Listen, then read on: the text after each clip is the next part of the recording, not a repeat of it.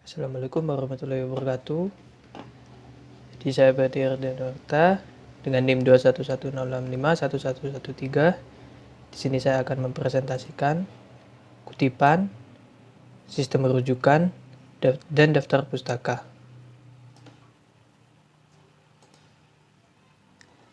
Dalam menulis karya ilmiah, biasanya kita mengutip pendapat orang lain. Kutipan ini biasanya digunakan sebagai alat untuk memperkuat argumentasi yang kita buat. Kutipan sendiri terdiri atas dua jenis, yaitu kutipan langsung dan kutipan tidak langsung. Kedua jenis kutipan ini tujuannya sama, yaitu meminjam pemikiran orang lain untuk melengkapi tulisan kita tanpa menghilangkan penghargaan kita kepada orang yang pikirannya kita pinjam. Ciri-ciri kutipan langsung yaitu tidak boleh melakukan perubahan apapun terhadap teks atau bagian teks yang kita kutip. Jadi teks yang kita kutip tidak boleh diubah apapun bentuknya. Yang kedua yaitu tanda 3 titik berspasi digunakan apabila ada bagian kutipan yang dihilangkan. Yang ketiga yaitu menggunakan sumber kutipan yang berlaku dalam bidang selingkuh. Jenis-jenis kutipan langsung ada dua, yaitu kutipan langsung pendek dan kutipan langsung panjang. Kutipan langsung pendek digunakan jika kutipan tidak lebih dari 4 baris. Ciri-cirinya kutipan pendek adalah diintegrasikan langsung dengan tulisan yang kita buat, diapit oleh tanda kutip, dan menggunakan sumber kutipan. Contoh kutipan langsung pendek adalah seperti berikut. Sistem menurut sumber kutipan, yaitu Kadir A, tahun penerbit 2003, halaman 54, adalah menggunakan tanda petik dan tanda petik 2, kalimat kutipan, yaitu sekumpulan elemen yang saling terkait atau terpadu yang dimaksudkan untuk mencapai tujuan. Atau penulisannya adalah seperti berikut. Senada dengan yang dikatakan Jogianto, kalimat yang ingin dikutip menggunakan petik 2. Sistem adalah kumpulan komponen yang saling berkaitan dan bekerja sama untuk mencapai tujuan tertentu. Tanda petik, lalu sumber kutipan tersebut. Yang kedua, ada kutipan langsung panjang. Digunakan jika kutipan lebih dari 4 baris. Ciri-cirinya adalah dipisahkan dari teks yang kita gunakan dengan spasi atau ukuran huruf yang lebih kecil. Boleh diapit atau tidak diapit dengan tanda kutip. Dan juga mencantumkan sumber kutipan. Contoh kutipan langsung panjang seperti berikut. Definisi sistem informasi menurut sumber kutipannya adalah sebagai berikut. Kalimat yang ingin dikutip lalu boleh menggunakan tanda petik 2 maupun tidak. Sistem informasi adalah suatu sistem yang dibuat oleh manusia yang terdiri dari komponen-komponen dalam organisasi untuk mencapai suatu tujuan, yaitu menyajikan informasi atau sekumpulan prosedur yang pada saat dilaksanakan akan memberikan informasi bagi pengambil keputusan dan atau untuk mengendalikan organisasi. Atau bisa juga ditulis sebagai berikut. Bernisi, tahunnya 2006, titik 2 halamannya, halaman 5, mendefinisikan Mobile Information System adalah diikuti dengan kalimat yang dikutip menggunakan huruf miring. Ciri-ciri kutipan tidak langsung yaitu menggunakan kata-kata kita sendiri tetapi tidak mengubah makna pada teks aslinya. Diintegrasikan dengan teks, tidak menggunakan tanda kutip, dan juga menyertakan sumber kutipan. Sumber kutipan itu sendiri sifatnya mutlak, harus dicantumkan, baik kutipan langsung maupun tidak langsung. Pada setiap kutipan yang kita ambil, sumber kutipan sifatnya mutlak sebagai acuan. Jika kita tidak ingin digolongkan sebagai orang yang melakukan plagiarisme. Hal ini merupakan tindakan pencurian terhadap hak cipta seseorang yang dilindungi oleh hukum. Selain itu, dengan menyertakan data atas sumber kutipan, berarti kita juga menghargai pikiran orang lain yang tulisannya kita kutip sebagai etika dalam dunia ilmu dan aspek legalitasnya. Untuk sistem rujukan dalam penulisan karya ilmiah dikenal dua sistem rujukan yang sering digunakan, yaitu catatan kaki atau footnote, yaitu catatan yang diletakkan di bagian bawah halaman.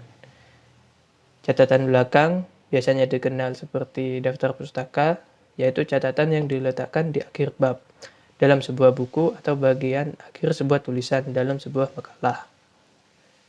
Dalam sistem catatan dibagi menjadi dua, yaitu referensi dan informasi tambahan.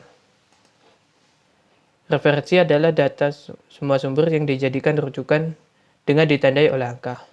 Contohnya, seperti kalimat berikut. Orang yang sukses berniaga punya kecenderungan bertindak dan menantang risiko di mana perlu. Titik, lalu ditandai oleh angka.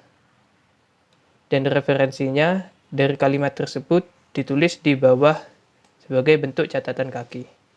Seperti berikut.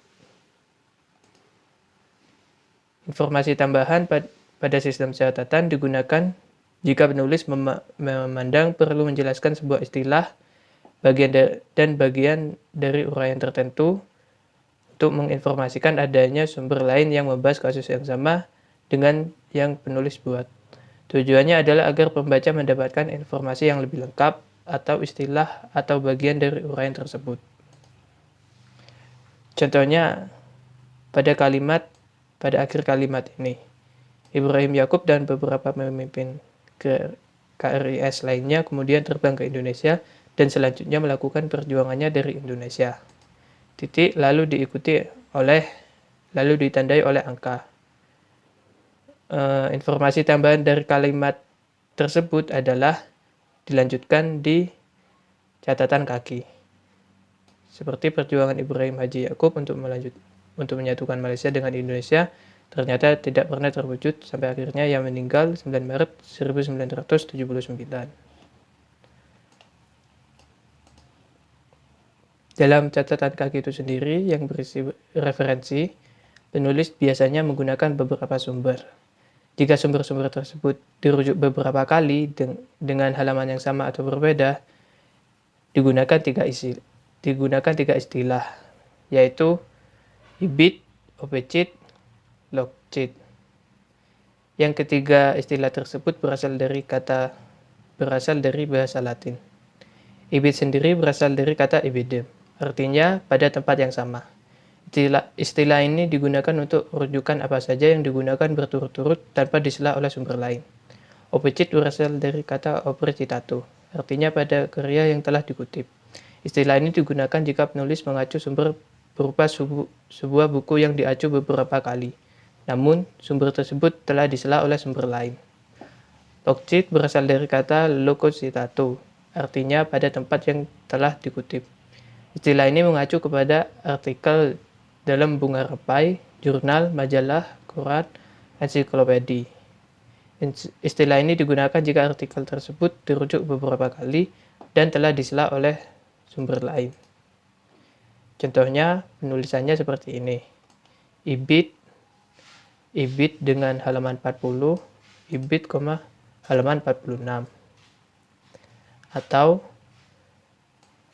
Donald B. Kalne, OPCIT, halaman 170, Boen S. Omarjati, LOGCIT, halaman 125, dan Arnold van Gennep, OPCIT, halaman 42. Selanjutnya adalah daftar pustaka dalam penulisan karya ilmiah. Daftar pustaka adalah semua sumber yang menjadi rujukan seorang penulis dalam kegiatannya menulis sebuah karya ilmiah.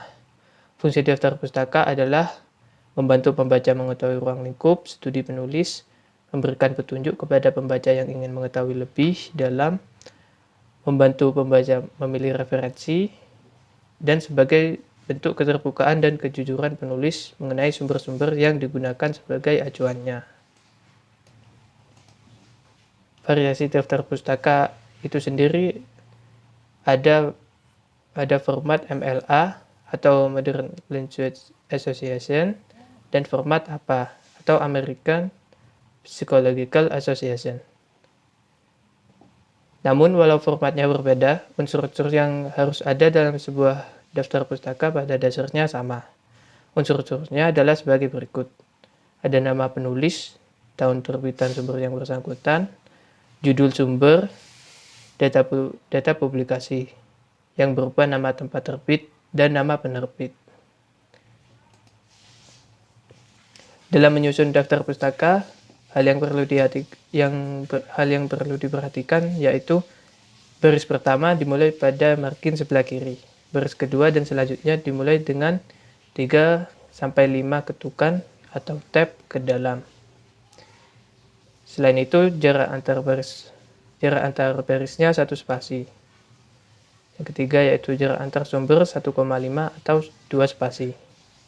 Terakhir yaitu diurutkan berdasarkan abjad huruf pertama nama keluarga penulis atau nama belakang. Untuk nama penulis, penulisannya berbeda dengan penulisan pada catatan kaki. Pada catatan kaki itu sendiri tidak dibalik, tetapi pada daftar pustaka penulisan nama dibalik, yaitu mendulukan nama belakang karena dianggap sebagai nama keluarga dan diikuti oleh koma.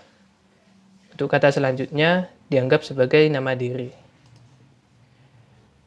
Contohnya daftar pustaka dengan format MLA, seperti Donald B. Kalne ditulis nama belakangnya menjadi Kalne, diikuti koma, lalu Donald B. titik. Judul bukunya yaitu batas nalar, lalu identitas penerbit seperti tempat penerbitnya Jakarta, titik 2, penerbitnya yaitu Perpustakaan Populer Gramedia, tahunnya diikuti tahun 2005. Untuk contoh daftar pustaka dengan format apa, yaitu sama Donald B. Kalne menjadi Kalne, Donald B. titik, lalu diikuti dalam kurung tahun dulu, titik, lalu judul dari referensi yaitu batas nalar, bukunya berjudul batas nalar dengan format miring, titik, lalu identitas dari penerbit, tempat terbitnya Jakarta, dan penerbitnya adalah Perpustakaan Populer Gramedia. Untuk format penulisan daftar pustaka dengan penulis lebih dari satu, yaitu untuk 2 penulis sendiri menjadi Irina Gustianti, menjadi terbalik namanya, nama belakang Gustianti, diikuti nama depan Irina, dan Yulia Nazaruddin namanya tidak dibalik, titik, lalu diikuti tahun bila mengikuti format apa, titik, judulnya Kiamat Tak Jadi Datang, titik, lalu identitas penerbit. Untuk 3 penulis menjadi Rina Gustianti menjadi terbalik Gustianti, Rina, penulis kedua Syarial, dan penulis ketiga Yulia Nazaruddin, yang nama penulis kedua dan ketiga penulisannya tidak dibalik. Lalu tahun dari penerbitannya referensi tersebut, lalu judul dari referensi, dan penerbit dari referensi. Untuk 4 penulis lebih menggunakan penulis pertama yaitu Gustianti Rina, DKK yang merupakan kepanjangan dari dan kawan-kawan.